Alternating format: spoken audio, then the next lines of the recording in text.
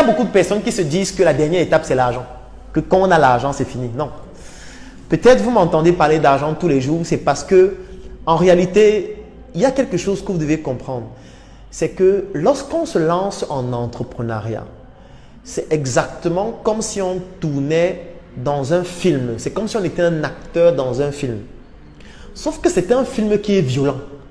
C'est un film où quand on te tue, ce n'est pas que voilà, le réalisateur va dire que non, ce n'est pas comme ça que tu devais mourir. Relève-toi, va plutôt mourir là-bas. Non, ce n'est pas le genre de film là. Ce n'est pas le genre de film où on utilise le pistolet à eau. Ou quand on tire sur toi, tu fais semblant de tomber comme si tu étais mort. On va prendre des produits qu'on va fabriquer qui sont comme le sang. On va verser sur toi et on va faire comme si on t'a tué. Et puis après le film, tu vas te lever normalement. Tu vas continuer ta vie normalement. Non, non.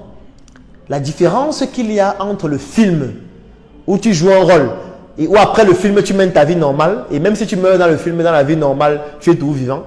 La différence avec l'entrepreneuriat, c'est que c'est toujours un film, mais un film où tu peux mourir réellement. C'est-à-dire que c'est un film où, si on te tue, tu meurs réellement, mais c'est un film. En fait, pourquoi est-ce que je le dis? Je le dis parce qu'en réalité, quand on se lance en entrepreneuriat, on joue aussi un rôle. C'est pour ça qu'il y a une différence entre un personnage et une personne. C'est deux choses différentes. Le personnage et la personne. Je m'explique. Moi, quand je suis en train de faire un direct, quand je fais une publication sur Facebook ou sur n'importe quel autre réseau social, quand je communique en ligne, en réalité, c'est le personnage qui s'exprime. Le personnage à qui j'ai décidé d'attribuer un pseudonyme qui s'appelle l'assassin. C'est ça mon pseudonyme. L'assassin de l'inconsistance de l'obésité intellectuelle. Ça, c'est le personnage. Ce personnage a un objectif. C'est un peu comme dans un film. Dans un film, chacun a un rôle. Chacun a un rôle. Donc, chacun dans un film a un rôle à jouer. Ça veut dire qu'il y a quelqu'un qui va jouer le rôle peut-être du chef bandit, il y a celui qui va jouer le rôle de l'acteur, ça c'est de façon prosaïque. Après, il y a celui qui va jouer le rôle peut-être du truand, ou alors du bon, un peu comme dans le bon, la boute et le truand. Donc, chacun joue un rôle dans le film. Et moi, mon rôle, c'est celui de revaloriser ce que doit représenter la puissance africaine dans tous les sens du terme. Sur le plan culturel, sur le plan sociologique, sur le plan intellectuel, sur le plan économique, etc. C'est le rôle que je décide de jouer. Pour jouer ce rôle, il faut utiliser certaines techniques pour réveiller des personnes qui sont un peu endormies, si on va le dire ainsi. Et pour réveiller quelqu'un qui est endormi, ce n'est pas en chuchotant dans son oreille. Donc, tu ne vas pas chuchoter à quelqu'un dans son oreille et il se réveille alors qu'il est endormi. Non, parfois quand quelqu'un est endormi alors qu'il devait se réveiller très tôt pour faire quelque chose d'urgent, il faut soit lui donner une gifle, soit il faut prendre un seau d'eau glacée ou chaud versé sur lui. En fait, il faut provoquer des émotions pour que ça puisse marquer la personne afin que la personne ne puisse plus rester dormir. C'est ça que j'appelle le sommeil intellectuel qui est à l'origine de l'expression que j'aime utiliser, à savoir il faut vendre son lit intellectuel. Quand je joue dans ce rôle, il y a donc un aspect fondamental dans ce rôle que je suis en train de jouer.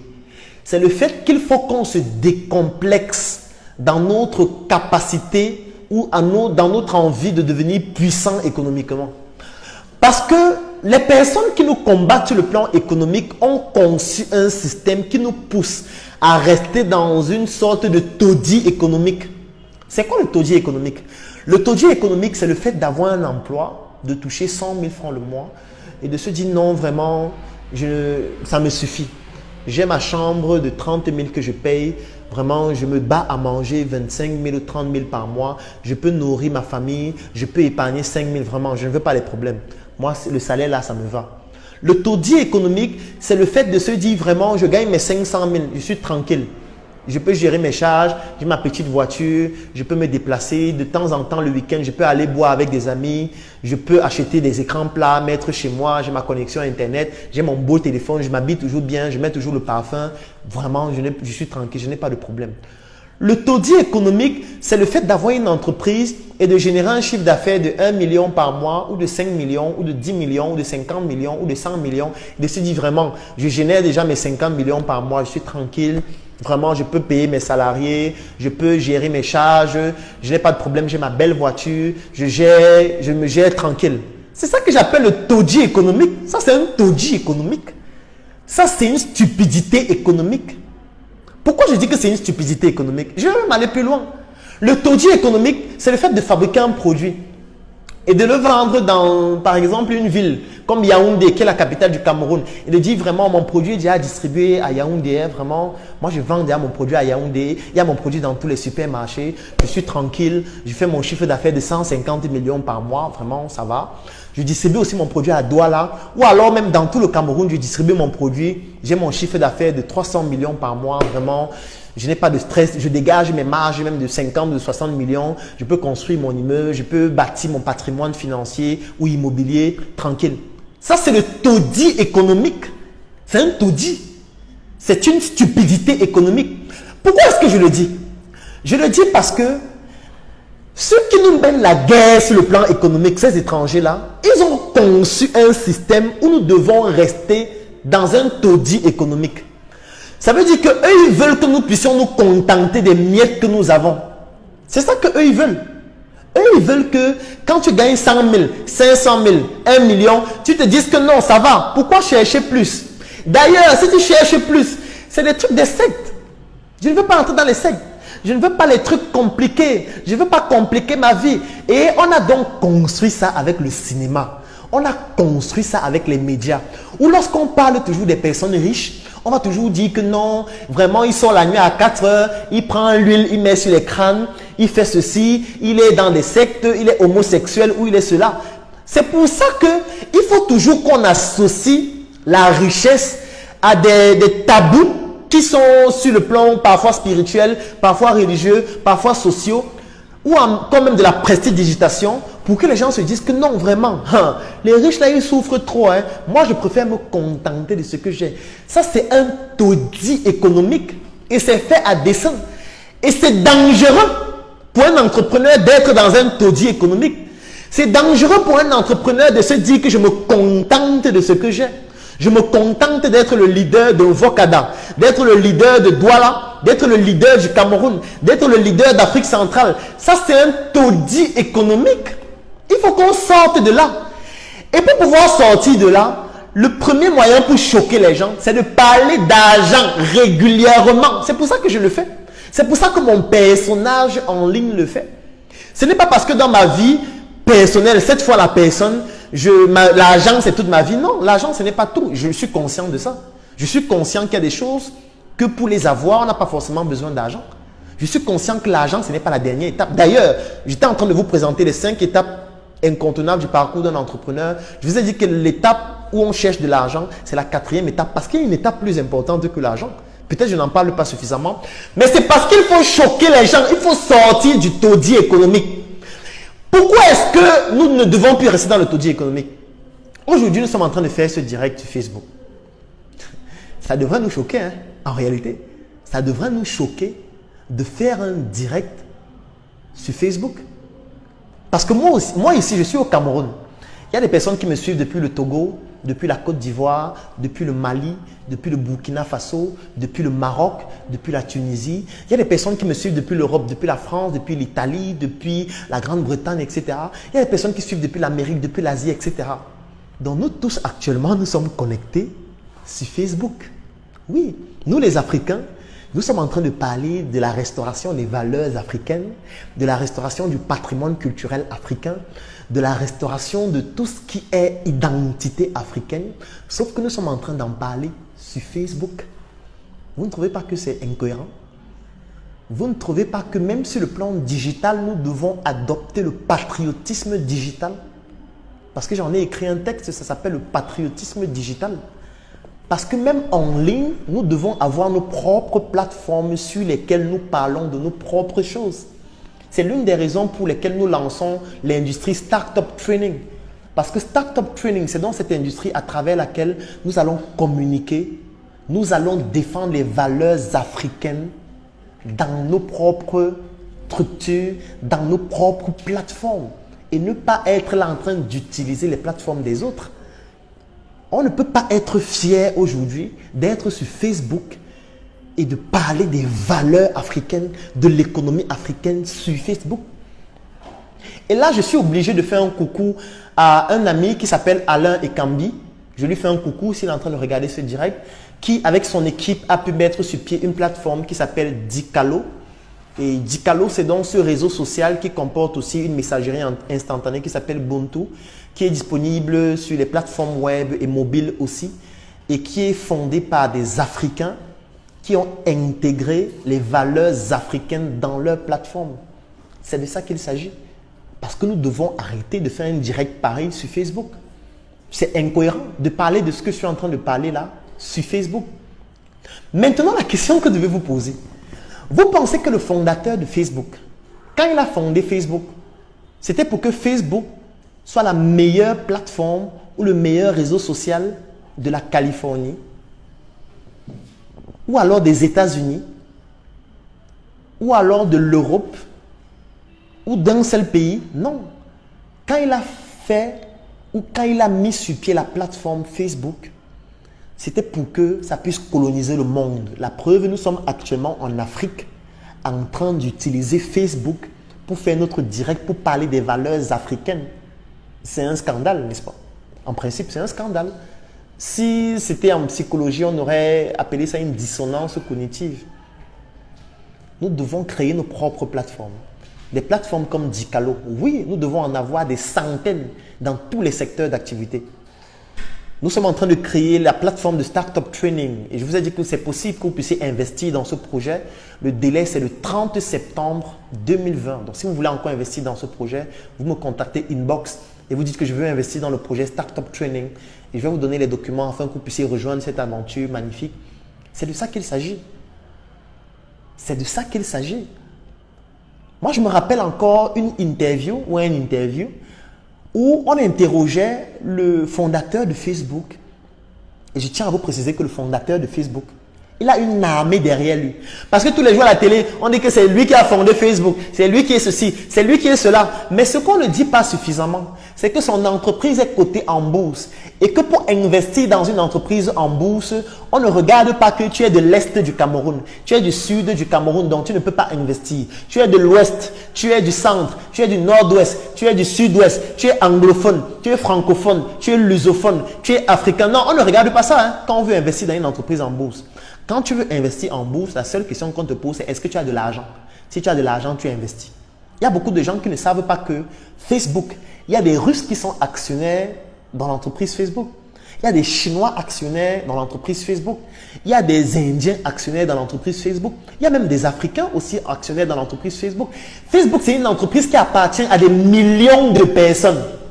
Donc, il y a des millions de personnes qui ont décidé de mettre leur argent, se mettre ensemble leur réseau, leur logistique, leur plateforme pour pouvoir développer un seul réseau social sur lequel nous sommes en train de faire le direct aujourd'hui.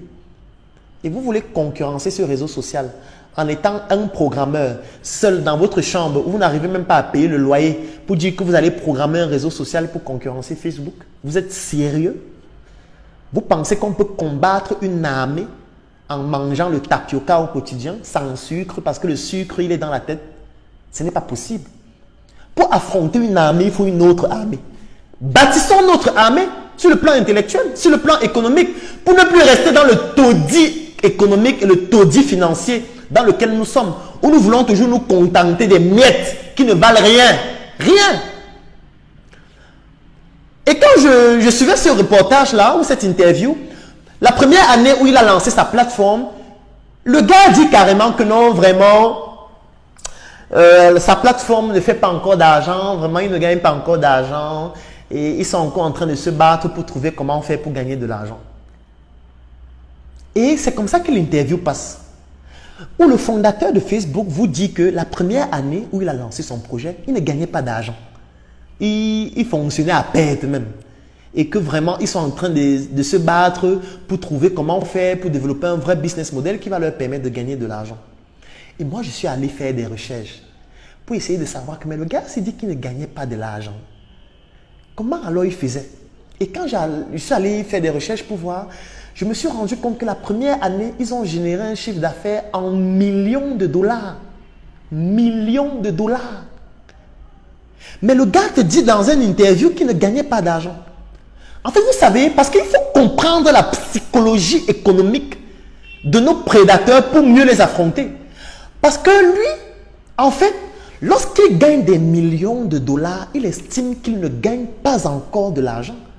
Parce que pour lui, gagner des millions de dollars la première année, c'est ridicule par rapport au marché mondial qu'il doit pouvoir conquérir avec sa plateforme. Pour lui, il estime que c'est ridicule. De faire des millions de dollars, c'est ridicule. Donc, il va commencer à dire qu'il gagne de l'argent lorsqu'ils vont commencer à faire des milliards de dollars. Pour lui, c'est à partir des milliards de dollars qu'il estime que oui, on a un peu commencé à gagner de l'argent. Ici, vous voyez un entrepreneur qui fait un chiffre d'affaires de 30 millions en un mois et on ferme l'entreprise pour faire la fête. Et il va en vacances à la plage, il boit du champagne. Que non, vraiment, on a fait quand même 30 millions. Hein. C'est pas mal. Hein. On parle du franc CFA. 30 millions de francs CFA. Il fait la fête. Il achète une grosse voiture pour montrer aux gens qu'il gagne beaucoup d'argent. Il fait 100 millions de francs CFA. Il bavarde, il raconte sa vie partout. C'est ça que j'appelle le taudis économique. Le taudis économique. Parce qu'on lance un produit, on vend notre produit dans 2-3 boutiques, on commence à faire le bruit sur Internet. On commence à bavarder partout. Que oui, je suis entrepreneur, j'ai de l'audience, les gens me suivent. Vraiment, je génère le trafic. C'est du n'importe quoi. Ça, c'est le taudis économique. Parce que les autres commencent à parler de gagner de l'argent. Lorsqu'ils font des milliards de dollars. Les autres, quand ils conçoivent une plateforme dans leur pays, l'objectif, c'est de conquérir le monde. Ce n'est pas de conquérir leur quartier ou leur pays. Non, ton pays ne vaut rien. Ton pays, c'est pour ça que j'aime toujours dire que le Cameroun, c'est un quartier. Parce que notre réel pays, c'est l'Afrique. Oui, mon personnage, l'assassin, doit pouvoir le faire comprendre aux Africains. Pourquoi on ne reste plus dans le taudis économique? C'est ma technique pour faire en sorte qu'on ne reste plus dans le taudis économique. C'est pour que quand tu puisses concevoir ton projet en Côte d'Ivoire, tu te dises, ok, la première année, il faut peut-être que je colonise 1 ou 2 villes de la Côte d'Ivoire. La deuxième année, il faut déjà que je sois dans toutes les villes de la Côte d'Ivoire. La troisième année, je dois déjà coloniser l'Afrique de l'Ouest, coloniser l'Afrique centrale. Peut-être la 5e année, je dois être dans toute l'Afrique et commencer à coloniser le monde. Oui, afin de faire aussi des milliards de dollars de chiffre d'affaires par mois. Pourquoi pas? Pourquoi on ne pourrait pas le faire? Pourquoi? Est-ce que c'est le cerveau qui nous manque? Est-ce que ce sont les compétences qui nous manquent? Est-ce que ce sont les programmeurs qui nous manquent? Est-ce que c'est l'environnement et les matières premières qui nous manquent? Non! Ce qui nous manque, c'est le fait d'avoir été installés par les médias qu'ils ont créés pour nous installer à l'intérieur, par le système économique, par le système politique, par le système éducatif et tous les autres systèmes qui nous encerclent pour nous faire rester dans le taudis économique. Et même la religion fait la promotion du taudis économique. On vous dit qu'il sera plus facile pour un pauvre d'entrer dans le royaume des cieux. On vous dit que vraiment, il sera plus facile pour un bœuf de passer par le trou d'une aiguille que pour un riche d'entrer dans le royaume des cieux. On veut toujours parler des riches de manière...